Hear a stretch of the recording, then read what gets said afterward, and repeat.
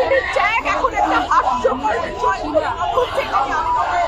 মন্তব্য করতে চাই না, তবে এটুকুই বলি, যদি সরকারের তত্ত্বই ঠিক হয় তাহলে পুরো বাংলাদেশ একদিকে আর শেখ হাসিনার সরকার আরেকদিকে। বাংলাদেশে সূর্য ওঠে সেটাও বিএনপির জন্য, সূর্য অস্ত যায় সেটাও বিএনপির জন্য, এটা নিয়ে আর কথা বলার কিছু নাই। আমি বাংলাদেশের একজন নাগরিক, বাংলাদেশের একজন সচেতন নাগরিক হিসেবে আমি আজকে ছেলেদের রক্ত ঝরেছে, শিশুদের রক্ত ঝরেছে এবং এই রক্ত ঝরেছে আমাদের দেশের আইনশৃঙ্খলাকারী বাহিনী। এর চেয়ে দুঃখজনক, এর চেয়ে লজ্জাজনক বিষয়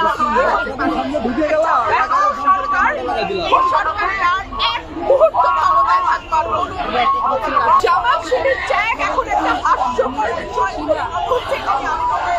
মন্তব্য করতে চাই না, তবে এটুকুই বলি, যদি সরকারের তত্ত্বই ঠিক হয় তাহলে পুরো বাংলাদেশ একদিকে আর শেখ হাসিনার সরকার আরেকদিকে। আপু, বিভিন্ন জায়গায় আগুন দেওয়া হয়েছে, মেট্রো রেলের ক্ষতি হয়েছে, সেতু ভবনের ক্ষতি হয়েছে, বাংলাদেশ টেলিভিশনের ক্ষতি হয়েছে, এই কারণে নিরাপত্তা দেবার দায়িত্ব সরকারের। সরকার কি আঙ্গুল চুষেছে? তারা নিরাপত্তা দিতে পারে নাই কেন?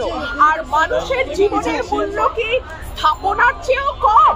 শুরুতে আমরা দেখলাম প্রধানমন্ত্রী স্থাপনা ভিজিটে গেলেন, স্থাপনার জন্য চোখের পানি ফেললেন।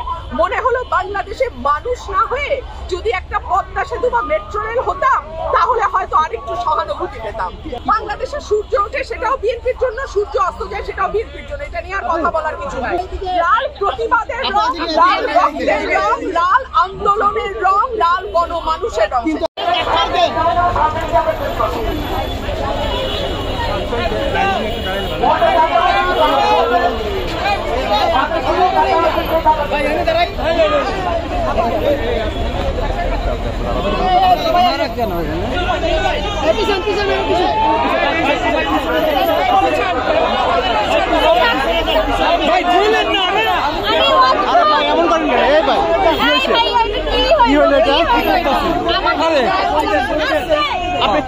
আমি খেলতেছি বই না, আমার দিক থেকে আমি তো দাঁড়াই আছি, এবার কিন্তু আমার কি হলো না।